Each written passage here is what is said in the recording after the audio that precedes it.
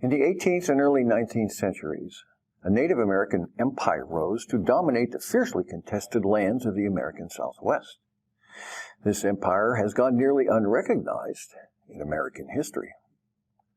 Who was it that stopped the Spanish conquistadors dead in their tracks as they came north after conquering all of South and Central America? And what stopped the French from progressing west after they took over the Louisiana Territory? And what was one of the chief reasons American settlers colonized the West Coast and the East Coast years before the middle of America? Hi, my name is Mike, and I'm a library specialist at the West Regional Library in Plantation, Florida.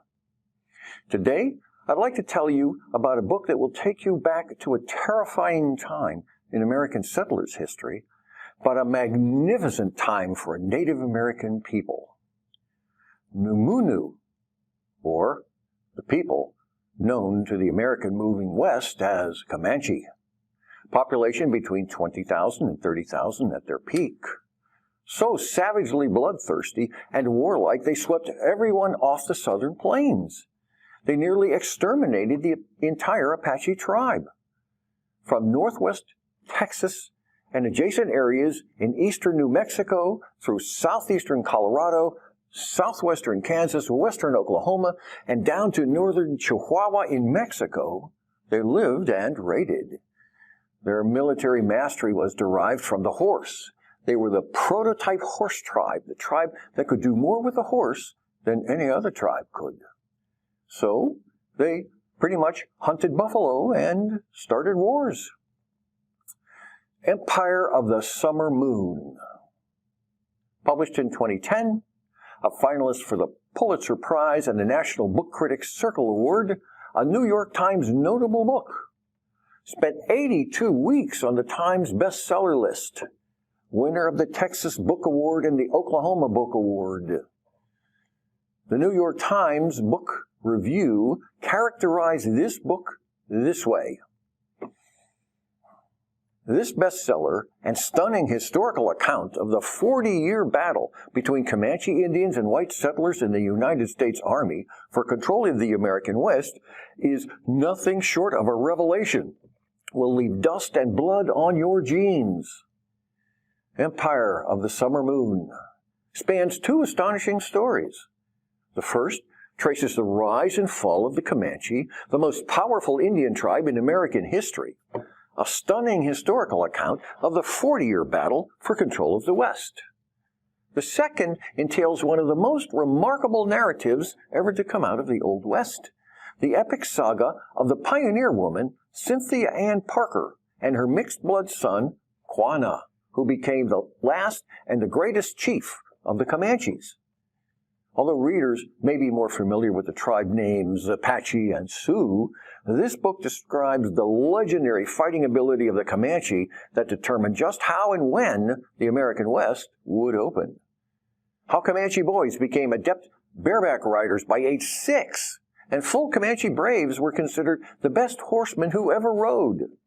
And how white settlers arriving in Texas from the eastern United States were surprised to find the frontier being rolled backwards by the Comanches, incensed by the invasion of their tribal lands.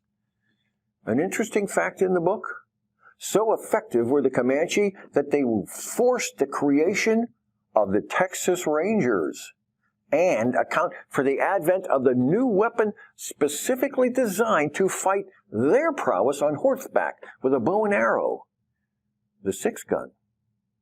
Against this backdrop is a compelling drama of Cynthia Ann Parker, a lovely 9-year-old girl with cornflower blue eyes who was kidnapped by the Apache from the far Texas frontier in 1836. She grew up to love her captors and became infamous as the white squaw who refused to return until her tragic capture by Texas Rangers in 1860.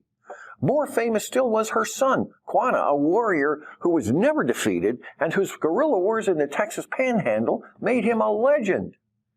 Who wrote this meticulously researched story? S.C. Gwynne, an award-winning journalist whose work has appeared extensively in Time magazine, for which he worked as bureau chief, national correspondent and senior editor, and in Texas Monthly, where he was executive editor. His work has also appeared in the New York Times, Harper's, and California magazine.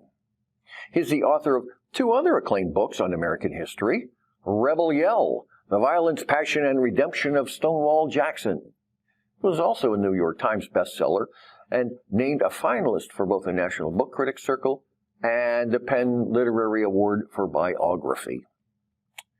And Hymns of the Republic, which addresses the time Ulysses S. Grant arrives to take command of all Union armies in March 1864 to the surrender of Robert E. Lee at Appomattox a year later.